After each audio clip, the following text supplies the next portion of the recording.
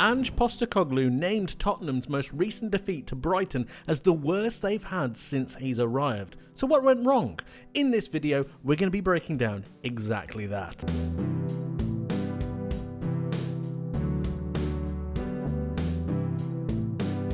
I think it's only right that we start off with what Tottenham did so well. So let's take a look at their first couple of goals in the first half, because Tottenham were really impressive. They were sublime, in fact. And in this first goal, we can see that we've got Ruta here with the ball. Now he's trying to drive on, but look at the amount of Tottenham players that we have converging on the player himself. So you've got 1, you've got 2, you've got 3, and it's really impressive. They all just hound Ruta down, and then they're able to nick the ball back. Once they do that, they then are in Brighton's half and ready to charge towards their goal. Now, a couple of things that you really need to pay attention to here. Number 1 is Brennan Johnson, and number 2 is the positioning of Dominic Solanke, and he is right here. Now, the thing about Solanke is he's just dropped a little bit deeper to really take advantage of the space in this area. He's dropped away from the centre-back, so once Maddison decides to play that pass, it allows for Solanke to pick up that space. And then you're wondering about the movement off of the ball. You're then looking at Werner, who is on to Veltman, and you're also looking at Brennan Johnson, because Solanke has dropped to be able to take that space, and then you're looking at the space to be able to run in beyond. Brennan Johnson makes a fantastic run between centre-back and full-back. Here's the centre-back, here's the full-back, and the full-back in Kadrioglu decides to try to play offside. I'm not sure why he does it, but we also need to pay attention to Dominic Solanke's vision here, who plays the pass through Brennan Johnson, and just look at this. Look at Johnson's movement. He's pointing to where he wants the ball. Really good work, really good off-the-ball run as well, and then Solanke plays that pass. Johnson meets that pass, and it's really well executed. Super stuff from Tottenham, who were fantastic in this first half. Johnson gets on the end of it and then slots it home past Verbruggen. It was brilliantly done, brilliantly worked, and it was 1-0 to Tottenham.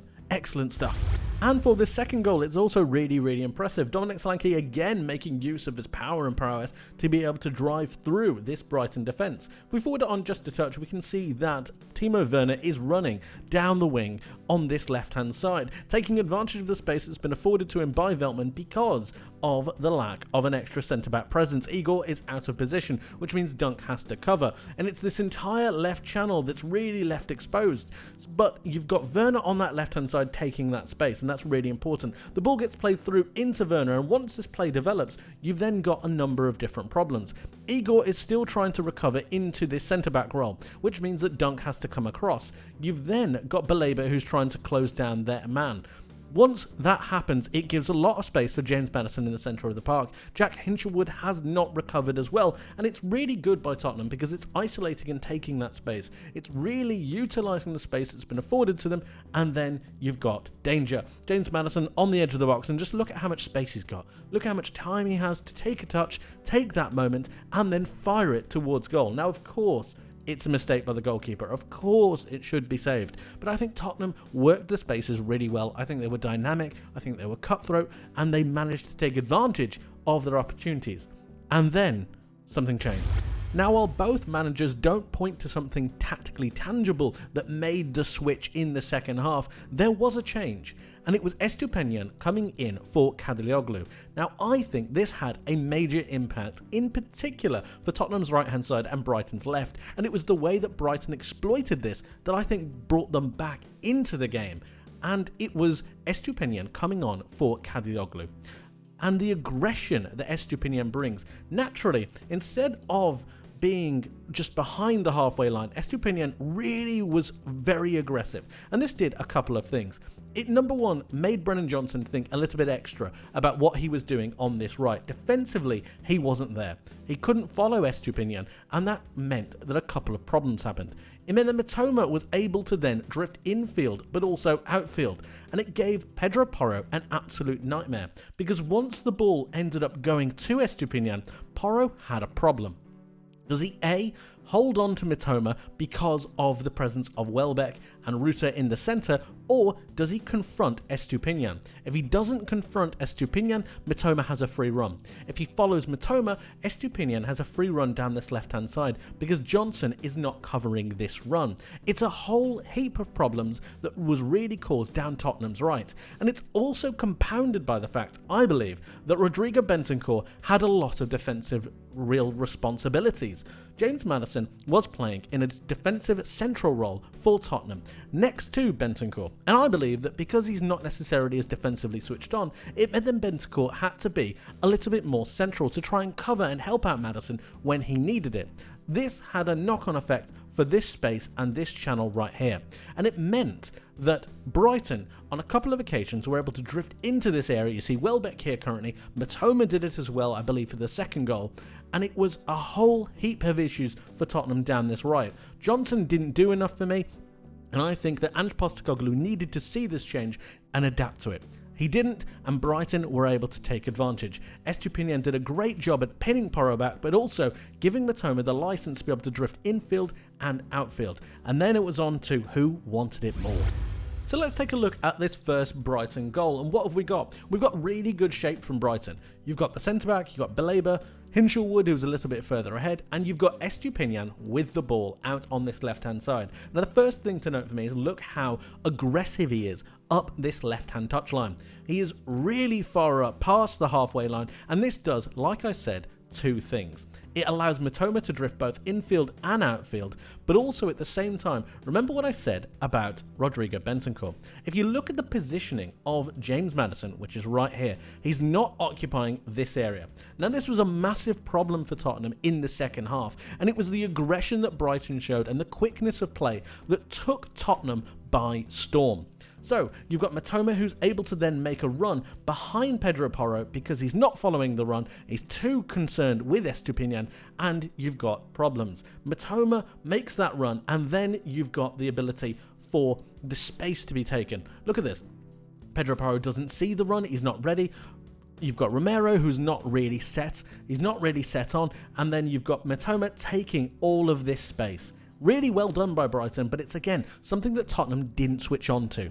And then once we continue it, we've got this. Mitoma doesn't take a touch, and this is incredibly important. All of these little micro adjustments are really, really important. Mitoma doesn't take a touch, and what does that mean? It means that the ball gets whipped into the box without both Van de Ven and Udogie being set. Romero has had to come and try to cover this space because of the possibility of Porro getting beaten.